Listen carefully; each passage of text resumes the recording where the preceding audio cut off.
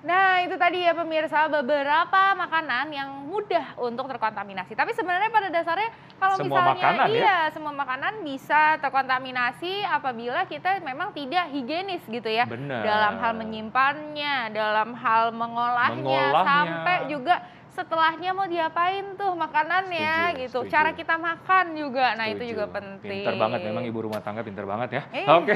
Iya dong, harus pintar gitu ya. Karena kan kita ininya, chefnya rumah tangga Chefnya ya rumah kan. tangga.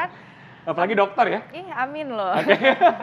Oke, tadi ada pertanyaan yang belum terjawab ya dokter Arin ya? Iya, betul sekali Ya. nih dokter nih. Orang kalau misalnya usia di atas 60 tahun, terus udah gitu balita dan juga wanita hamil, itu ternyata berisiko fatal jika keracunan makanan. Ini fakta atau mitos dokter? Fakta. Fakta, Aduh. oke. Karena ya gini, jadi pertama kalau ibu hamil, anak kecil dan usia tua di atas 60 tahun itu kan mereka adalah komunitas orang-orang yang memang sudah komunitas khusus gitu Iya. yang jadi mempunyai resiko kalau terkena penyakit memang jadi resikonya lebih berat. Anak-anak daya tahan tubuhnya lebih ringan, lebih rendah. Orang tua juga biasanya udah banyak penyakit ya. Terus kemudian apalagi ibu-ibu dengan hamil gitu, Benar. wanita hamil. Nah, jadi ada bakteri-bakteri yang bahkan bisa sampai menyebabkan keguguran pada ibu-ibu hamil, namanya listeriosis gitu. Jadi harus hati-hati.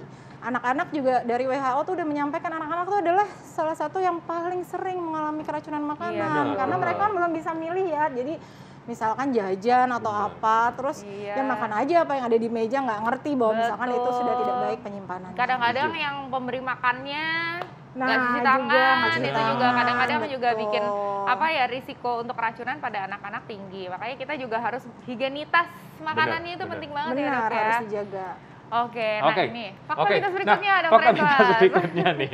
Oke, nah air kelapa dipercaya dapat mengobati keracunan. Fakta atau mitos? Wah, ini pandangan sejuta umat. Betul. Jadi Ini harus fakta atau hati-hati nih mitos ya. nih ya? Sebenarnya ini ada satu faktanya tapi ada juga mitosnya Oh, gitu. gitu ya? Jadi gini, faktanya gini. Jadi sebenarnya ada satu bakteri yang bisa dicegah pertumbuhannya. Jadi bukan mengatasi sebagai obat ya, tapi ada satu bakteri yang bisa dicegah pertumbuhannya dengan air kelapa. Oh. Berarti ini Bakteri mitos Shigella. dong ya dok ya, karena ini kan tulisannya mengobati. Mengobati, betul tidak, itu Berarti adalah mitos, mitos. ya. Jadi Oke, itu dia oke, mencegah oke. pertumbuhan, ada satu bakteri Shigella dari zat tanin yang ada di air kelapa.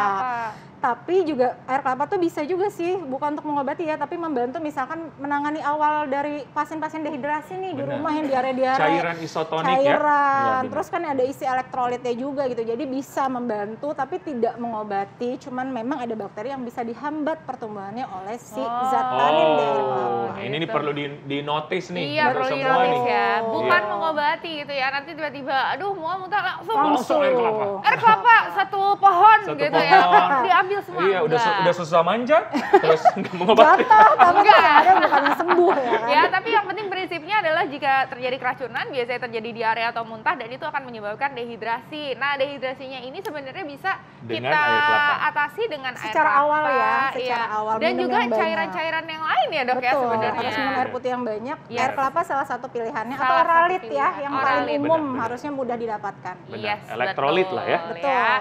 Oke, Oke, selanjutnya nih selanjutnya. dokter. Nah. Ini Selanjutnya. selain air kelapa nih dokter, yang dipercaya oleh masyarakat itu bukan cuma air Air kelapa, kelapa. tapi juga Apa tuh? susu murni. Oh, Ya, oke. katanya nih susu murni ini bisa untuk membantu mengatasi yang namanya keracunan. Ini fakta atau mitos dokter? Nah, ini baru mitos. Oh, mitos. Mitos. Geng geng geng. Kenapa dokter? Ini padahal ini banget loh dok, ngetop banget. Ngetop banget.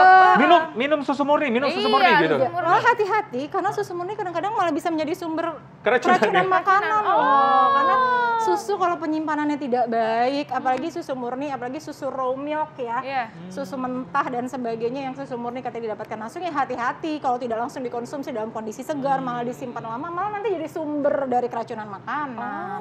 Oke.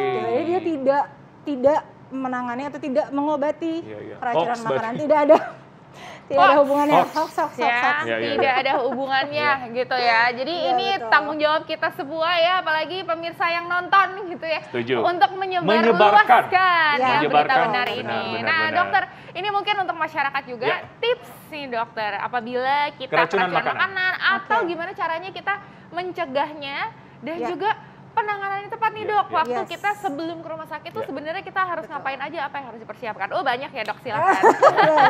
Jadi kalau misalnya kita ternyata terkena keracunan makanan, yang pertama adalah kita paling tidak sebelum ke rumah sakit waspada dulu nih, kenali dulu. Jadi misalkan kayak tadi muntah-muntah, mual, nyeri perut, mungkin sementara obat-obatan yang bisa mengurangi rasa nyeri, menangani dehidrasi kita konsumsi terlebih dahulu seperti Oralit tadi ya, air putih. Tapi misalkan ternyata gejalanya berkelanjutan, bisa sampai demam misalkan, terus mau muntahnya hebat, nyeri perutnya hebat, ya segera dibawa ke rumah sakit. Oke, dokter tunggu. Jadi pas tahu keracunan, berarti minum dulu ya? Iya, minum Nah, ini, dulu air minum putih air yang putih. banyak. Air putih yang Minum air banyak. Terus misalkan Suhunya diare-diare. air dingin atau air hangat? dingin, hangat tuh. Suam- Oh suam biasa, cool. Biasa air aja. biasa saja. Biasa Air aja ya, suhu ruangan ya? Suhu Nah, ruangan, iya. betul. Terus kemudian ya misalkan diarenya banyak, ya itu tadi Oralit. Atau bisa minum obat-obatan yang sifatnya jadinya mengeraskan tinja, kemudian bisa juga untuk supaya mengeluarkan tinjanya lebih banyak gitu. Maksudnya jadi menyerap si bakteri yang sudah sifatnya adalah terkontaminasi. Gitu. Oke. Jadi Berarti saya minum air kalau yang misalnya di banyak. rumah Oke, kan mungkin bagi betul. ibu-ibu atau bapak-bapak ada keluarga yang tiba-tiba keracunan, berarti minum air putih dulu yang Betul, banyak. terus misalkan masih diare-diare Masih kan, diare-diare? ada obat-obatan yang bisa mencegah diare tuh terlebih dahulu supaya mengeraskan. itu diminum ya. Iya, Atapulgit ya isinya seperti Oke, kayak oke. gitu. Terus tapi Oralit juga kalau misalkan memang diare banyak atau mual muntah, sementara berikan obat-obatan yang bisa mengatasi mual muntah kalau Oke. ada di rumah.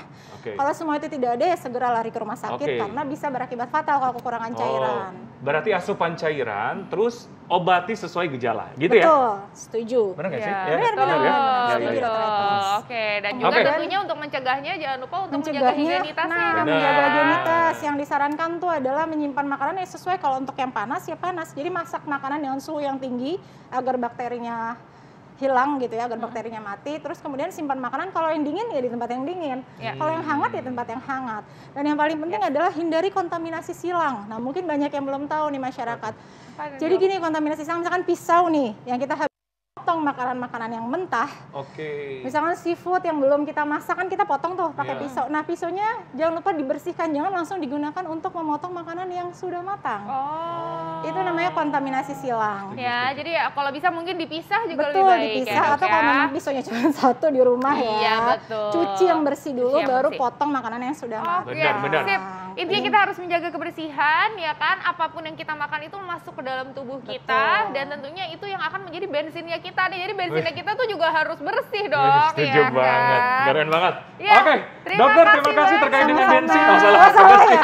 Jangan ngomongin bensin sensitif. Kalau ini bensin lagi, aduh pusing kepala Sensitif, gitu ya. sensitif. Oke, dokter Alin, kayaknya kita ada perlu dibakar juga nih. Iya Ngomong soal dong. bensin nih. Lemak-lemak Betul, perut, lemak-lemak iya. di mana ya? Aku punya cara. Oke, apa Aku tuh? punya suatu cara Apa gitu tuh? ya, nggak perlu pakai bensin. Ini Untuk kita membakar bisa, ya? Iya gitu ya, kita bisa Oke. melakukannya di rumah dengan sepeda statis. Wow. Sesaat lagi kita akan kembali membahas olahraga sepeda statis tetap di Hidup Hidup Sehat. Sehat.